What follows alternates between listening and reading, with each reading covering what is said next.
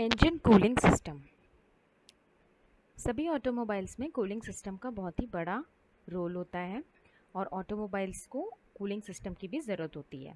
अपने इंजन को रन करने के लिए आज के टाइम में लगभग सभी इंजन्स में इंटरनल कंबशन होता ही है, जिसे आईसी इंजन कहते हैं, जिससे जिससे कि कंबशन के टाइम पे या फिर ड्यूरिंग कंबशन जो हीट प्रोड्यूस होती है वो इंजन सिलेंडर के अंदर ही प्रोड्यूस होती है। जब सिलेंडर के अंदर हीट प्रोड्यूस होती है तब वो इंजन सिलेंडर के टेम्परेचर को भी इंक्रीज़ करती है। तो इंजन और जो इंजन सिलेंडर के अंदर जो टोटल हीट प्रोड्यूस होती है वो सभी यूज़फुल वर्क में कन्वर्ट नहीं होती और कुछ जो हीट यूज़फुल हीट जो होती है और कुछ हीट वेस्ट फॉर्म में इंजन से बाहर निकल जाती है एग्जॉस्ट के थ्रू। और जो बाकी बची हुई जो हीट इंजन के अंदर टेम्परेचर इंक्रीज़ करने के लिए काम में आती है। तो इंजन में ज़्यादा हीट प्रोड्यूस होने के कारण इंजन की थर्मल एफिशिएंसी कम हो जाती है। तो यही मेन रीज़न है कि हमें कूलिंग सिस्टम की क्यों ज़रूरत पड़ती है। एक्स्ट्रा हीट जिससे कि टेम्परेचर बढ़ता है उसको इंजन या फिर ऑटोमोबाइल जो है हमारा उससे बाहर निकालना बहुत ही ज़रूरी होता है, नहीं तो वो इंजन की परफॉर्मेंस को डिक्रीज़ कर देगी। देखा जाए तो लगभग 30% हीट ही है जो मैकेनिकल वर्क में कन्वर्ट होती है और लगभग जो 40% हीट है वो इंजन से एग्जॉस्ट के थ्रू बाहर निकल जाती है। तो बाकी की बची हुई जो 30% हीट इंजन में टेम्परेचर को इंक्रीज़ करती है और उसे वेस्ट हीट भी कहते हैं, क्योंकि वो हीट हमारे किसी काम की नहीं है इसलिए हम उसे वेस्ट हीट कहते हैं। तो इंजन का जो टेम्परेचर है उसको मेंटेन रखने के लिए हमको एक प्रॉपर कूलिंग सिस्टम चाहिए जो इंजन के टेम्परेचर को मेंटेन रखे ड्यूरिंग प्रोसेस, और जो हमारा इंक्रीज टेम्परेचर है, टेम्परेचर तापमान हमारा बढ़ा हुआ है इंजन का, उसको कम करे, जो भी हमारी ऑप्टिमाइज लिमिट है सर्टेन लिमिट्स तक उसको कंट्रोल कर सके। तो हम आगे देखेंगे कि कैसे कैसे कूलिंग सिस्टम होते हैं।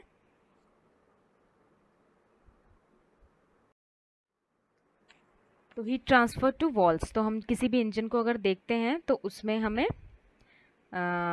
हीट कितने तरीके से ट्रांसफ़र हो रही है, तो कंडक्शन और बाय कन्वेक्शन। तो heat release from the combustion of air fuel mixture is transferred in all the directions.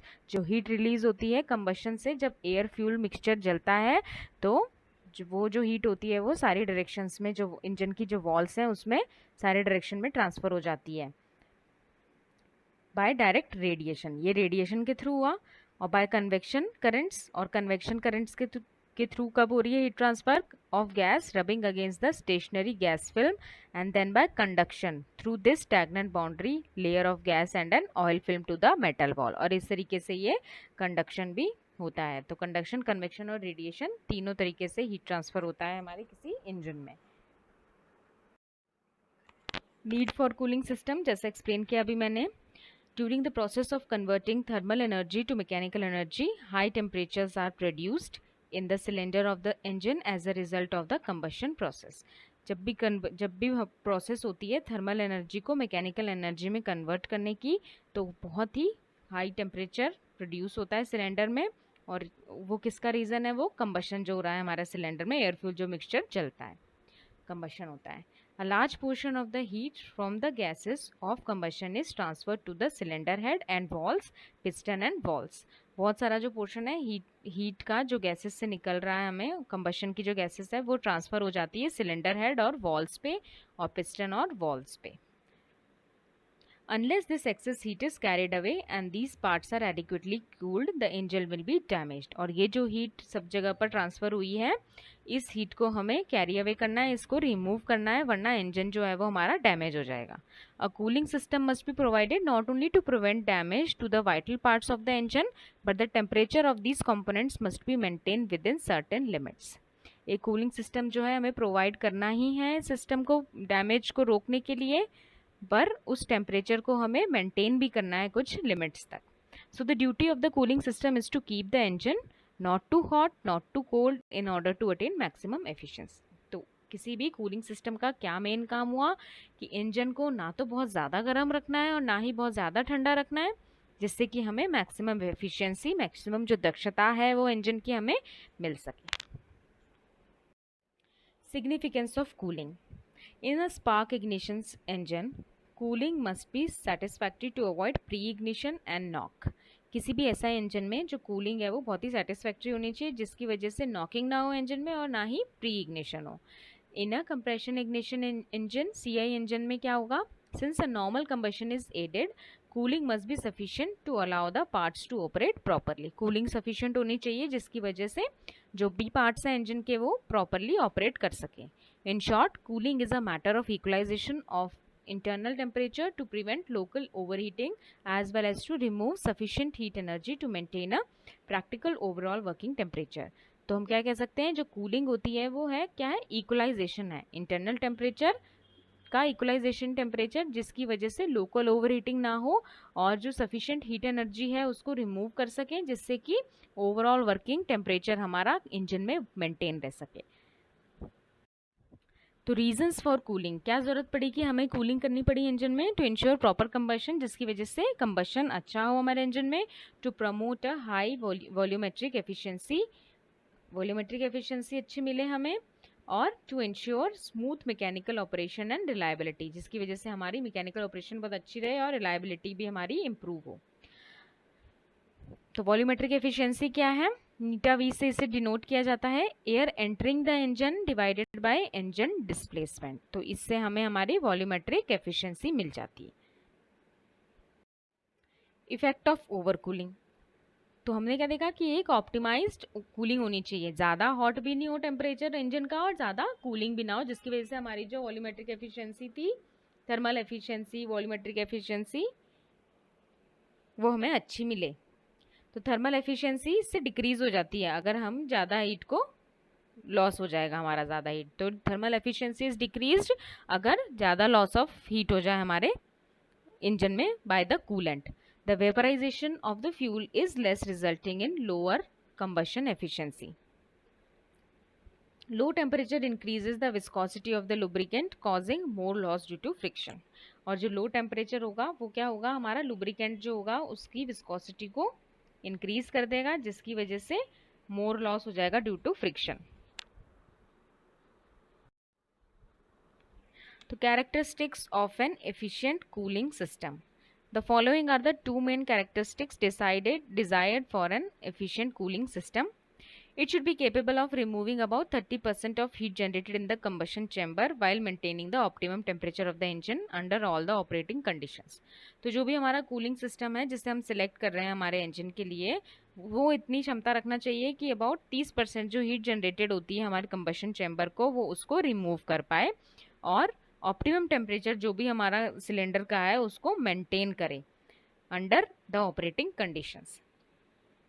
It should remove heat at a faster rate when engine is hot, वो जो हमारी heat है उसको faster rate पे बहुत जल्दी ही remove करे system से जब इंजन हॉट है।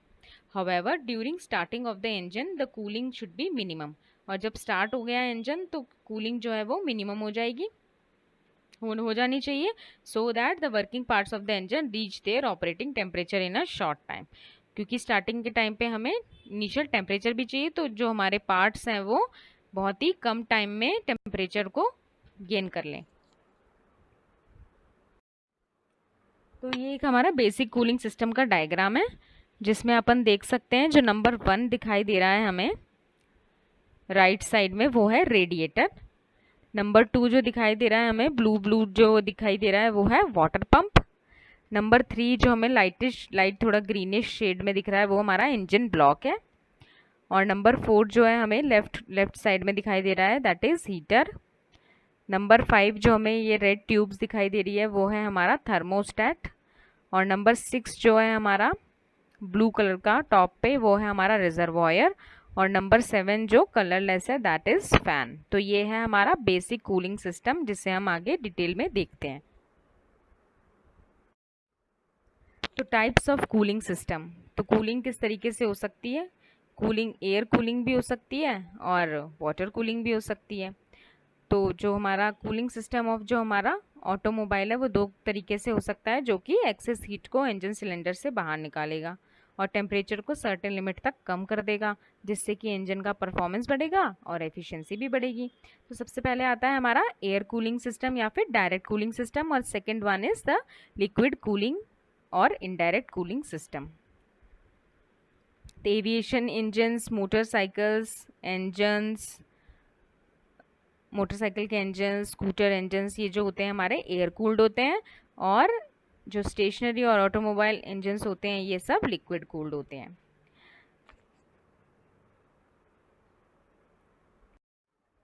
तो एयर कूलिंग सिस्टम, तो सबसे पहले हम एयर कूलिंग सिस्टम को देखते हैं जिसके कि ये किस तरीके से काम करता है। Air cooled engines depends upon the air flow across their external surfaces of the engine cylinders to remove the necessary heat।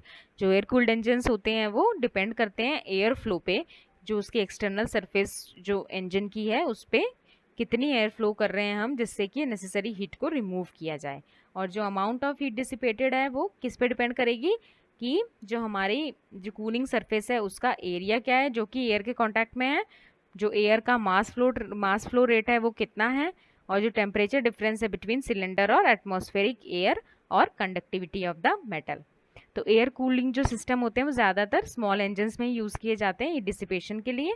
Air cooling systems हमने एग्जाम्पल में देखा कि मोटरसाइकिल, स्कूटर्स और एरोप्लेन्स एक्सेट्रा में यूज़ किए जाते हैं। इस सिस्टम में जो हीट होती है वो अपनी डायरेक्टली डिसिपेट होती है एटमॉस्फेयर में। तो इस सिस्टम में जैसे कि आप देख सकते हैं इस पिक्चर में फिन्स का यूज़ किया जाता है और सिलेंडर वॉल्स और सिलेंडर हेड्स पर। तो फिन्स का यूज़ करने की वजह से क्या होता है, जो हमारा फर्स्ट पॉइंट कह रहा है कि area of cooling surface in contact with air जितना ज़्यादा होगा उतनी अच्छी हमारी हीट ट्रांसफ़र होगी। तो फिन्स का यूज़ करने से सरफेस एरिया भी बढ़ता है जिसकी वजह से हमारी हीट ज़्यादा बाहर निकलती है। तो फिन्स इंजन सिलेंडर से हीट को बाहर निकालने का काम करती है, और हीट इंजन सिलेंडर के अंदर जो हीट जनरेटेड है हीट कंडक्ट होती है और फिन्स से, और फिर जैसे ही वो एयर फ्लो होता है तो फिन्स के ऊपर से हीट डिसिपेट हो जाती है एटमॉस्फेयर में। इस तरीके से कूलिंग होती है। तो इस कूलिंग सिस्टम में जो है फिन्स में मटेरियल की थर्मल कंडक्टिविटी देखिए, जो हमारा लास्ट पॉइंट जो कह रहा है थर्मल कंडक्टिविटी बहुत ही अच्छी होनी चाहिए। जितना ज़्यादा मटेरियल कंडक्टिंग होगा उतनी ज़्यादा हीट डिसिपेशन अच्छा होगा। तो जो हमारा इसका सबसे बड़ा जो हमारा एडवांटेज रहता है वो ये रहता है कि इसमें कोई लीकेज नहीं होता। इस सिस्टम में कोल्ड क्लाइमेट में भी हम इससे यूज़ कर सकते हैं, और इस कूलिंग सिस्टम को सिर्फ उसी इंजन में यूज़ किया जाता है जो डायरेक्टली एक्सपोज टू एयर होता है। और इस कूलिंग सिस्टम में जो हमारी एफिशिएंसी भी जो होती है वो कूलिंग सिस्टम की जो कंपैरेटिवली अगर हम एफिशिएंसी कंपेयर करें तो वो एज कम्पेयर्ड कम होती है। तो area of the cooling surface is increase by forming the thin films, जो हमने कहा कि भाई सरफेस एरिया जितना ज़्यादा होगा उतना, इसलिए हम फिन्स का यूज़ करते हैं। Either integrally by machining them on the outer walls of the engine cylinder और द सिलेंडर हेड, और by attaching the separate fins to them. किस तरीके से, या तो इंटीग्रली हम मशीन कर दें जो हमारा सिलेंडर हेड है उस पर, और या तो फिर हम उसको अलग से जो फिन्स हैं उनको अटैच किया जाए। तो देख सकते हैं आप जैसे कि पिक्चर में एयर कूलिंग सिस्टम इसमें हमें दिखाई दे रहा है, ये वॉल्स हैं, ये हेड है हमारा, ये फिन्स हैं और ये सिलेंडर है। तो इस पर जो आपको दिख रही है ये प्रोट्रूटेड, ये हमारी फिन्स हैं। ये एयर कूलिंग सिस्टम ये आपने देखा ही होगा। तो एडवांटेजेस क्या है एयर कूलिंग सिस्टम के, the absence of the radiator, cooling jackets, coolant and the pumps make the engine lighter. इसमें क्या होता है, कोई रेडिएटर नहीं है, इसमें कूलिंग जैकेट्स नहीं है, कूलेंट नहीं है, पंप नहीं है, जिसकी वजह से हमारा इंजन बहुत ही बल्कि नहीं रहता है, लाइटर हो जाता है। The engine can be operated in cold weather conditions, इसे कोल्ड वेदर कंडीशन में ऑपरेट कर सकते हैं जहाँ पे लिक्विड जो है वो फ्रीज हो सकता है। In places where the water is scarce air cooled engine is an advantage, जहाँ पर पानी की स्केर्सिटी होती है वहाँ पर एयर कूल्ड इंजन बहुत ही अच्छा एडवांटेज होता है। तो handling of liquid coolants requires piping and pumping auxiliaries, इसके लिए हमें पाइपिंग और पंपिंग ऑक्सिलरी की ज़रूरत नहीं होती है। तो इसमें हमें कोई लीकेज और फ्रीजिंग प्रॉब्लम की भी इशू नहीं है। डिसएडवांटेजेस क्या हो गए इसके, जो फिन्स होती हैं वो कुछ कंडीशंस ऐसी हो, वर्किंग कंडीशंस, जिसमें वो वाइब्रेट कर सकती हैं और एम्पलीफाई कर सकती है नॉइस लेवल को। कूलिंग जो है वो यूनिफॉर्म नहीं होती है, कुछ केसेस में इंजन्स जो है वो हाई वर्किंग टेम्परेचर पे सब्जेक्टेड हो सकते हैं, और use in small engines that is engines with low power output. फिर आता है हमारा लिक्विड कूलिंग सिस्टम। तो लिक्विड या फिर तो इसमें क्या है, डायरेक्ट और non return type, thermosiphon, evaporative cooling system और फोर्स सर्कुलेशन कूलिंग सिस्टम। तो वाटर कूलिंग सिस्टम हम देखें तो ये जो वाटर कूलिंग सिस्टम है इसमें हम वाटर का यूज़ करते हैं और हीट डिसिपेशन के लिए जो एटमॉस्फेयर में हम कर रहे हैं, और वाटर कूलिंग सिस्टम में कार, बस, ट्रक और इंजन का हम यूज़ करते हैं। तो वाटर कूलिंग सिस्टम में यूज़ होने वाले जो कंपोनेंट्स हैं वो हमारे हैं radiator, water pump, thermal valve, water jackets. तो रेडिएटर जो है वो दो टैंक्स के बीच में लगा होता है और अपर टैंक और लोअर टैंक रेडिएटर के थ्रू वाटर अपर टैंक से लोअर टैंक में जाता है। और वाटर पंप वाटर को सर्कुलेट करने के लिए यूज़ में लिया जाता है। वाटर जैकेट्स जो है सिलेंडर के अराउंड लगी हुई होती है जिससे कि वो सिलेंडर को कूल रख सके और टेम्परेचर को मेंटेन कर सके। थर्मोस्टेट वाल्व वाटर फ्लो को प्रिवेंट करता है इंजन से रेडिएटर तक।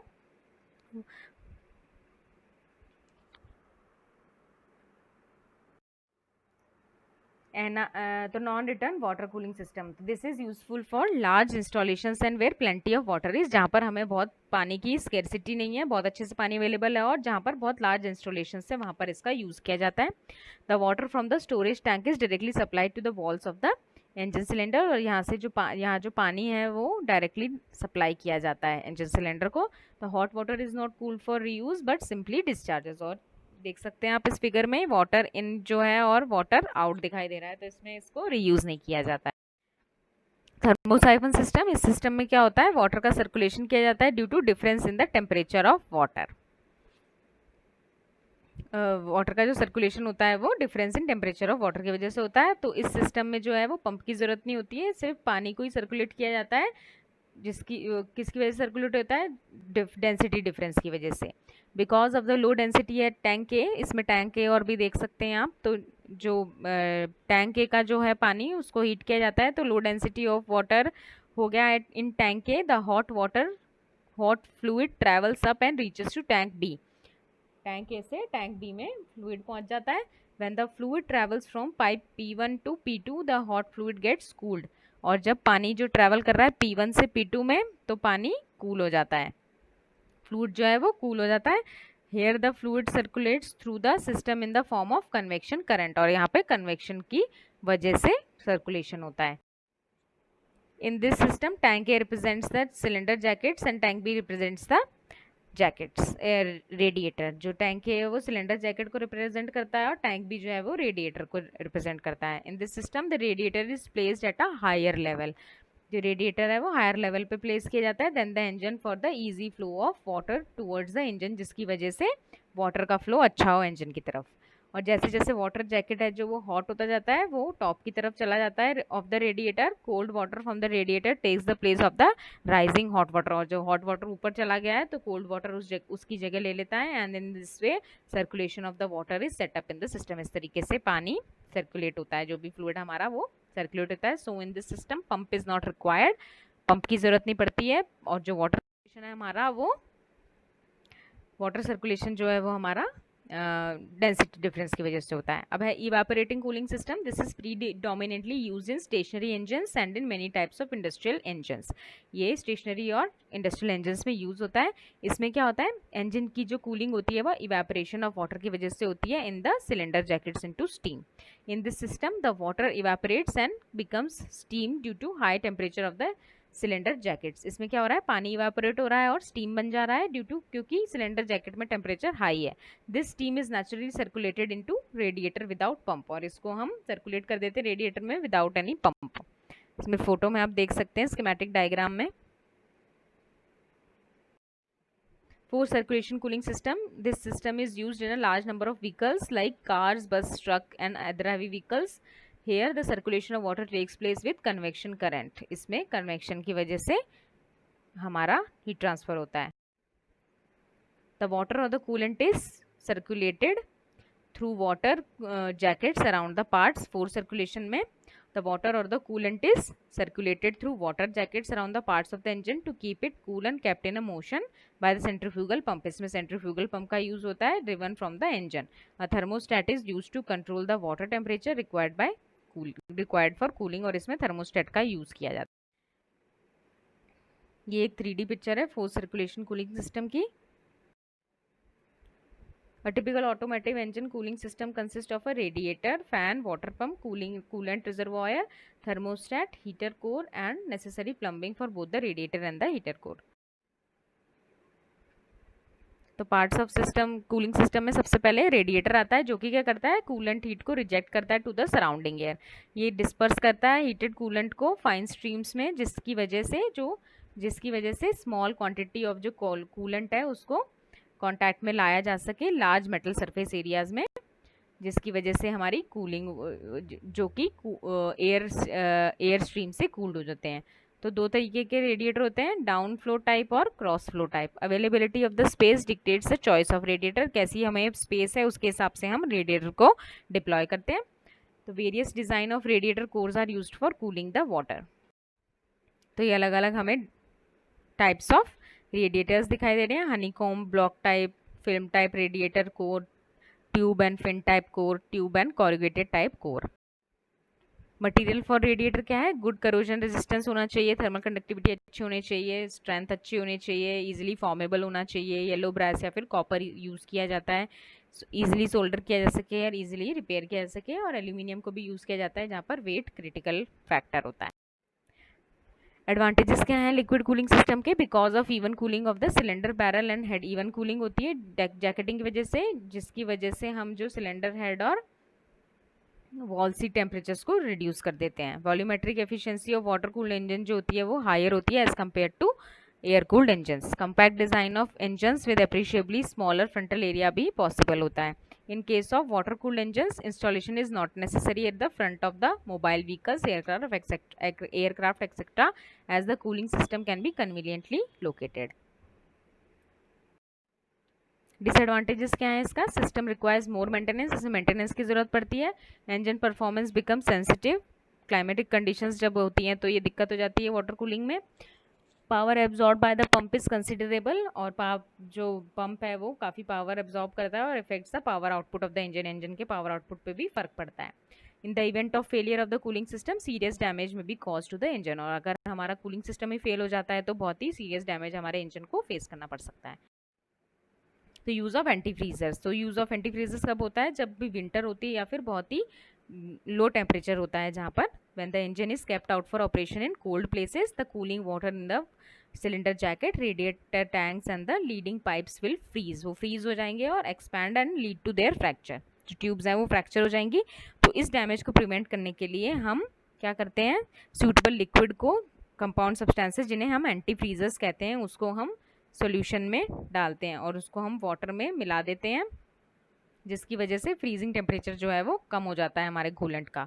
तो इथाइल ग्लाइकॉल जो होता है बहुत ही widely used automotive cooling system anti freeze है, although methanol, ethanol, isopropyl alcohol and propylene glycol are also used.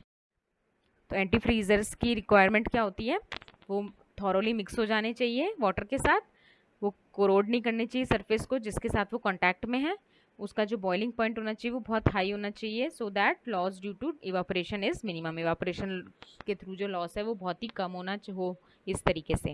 तो they should not deposit any foreign material in the jacket, jackets पे कोई foreign material का deposition नहीं होना चाहिए, होज पे या फिर पाइप्स या फिर रेडिएटर पे, और वो जो है केमिकली स्टेबल होना चाहिए, गुड कंडक्टर ऑफ हीट होना चाहिए और पुअर कंडक्टर ऑफ इलेक्ट्रिसिटी होना चाहिए।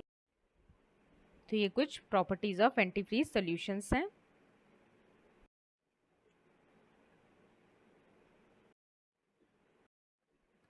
lubricating oil in the engine should also, engine also helps cool the engine, जो lubricating oil है वो help करता है engine की cooling में। the hotter parts like piston face और back surface of the piston shroud is subjected to oil flow, इसमें oil flow होता है usually done by spraying the oil by pressurized system or by splash in non pressurized system। दो तरीके से oil का हम flow कराते हैं। Other components like camshafts and the connecting rods are also cooled by oil circulation through oil passages. तो ये anti freeze solution continue देखें तो इथाइलिन ग्लाइकोल जो होता है वो बेस जो वाटर सॉल्यूशंस होते हैं वो कॉमन होते हैं हीट ट्रांसफर एप्लीकेशन के, जहाँ पर हमारा जो टेम्परेचर है वो बिलो 32 डिग्री फ़ारेनहीट या फिर 0 डिग्री सेंटीग्रेड होता है। तो ethylene glycol is also commonly used in heating applications that temporarily may not be operated in surroundings with freezing conditions such as cars, machines with water cooled engines।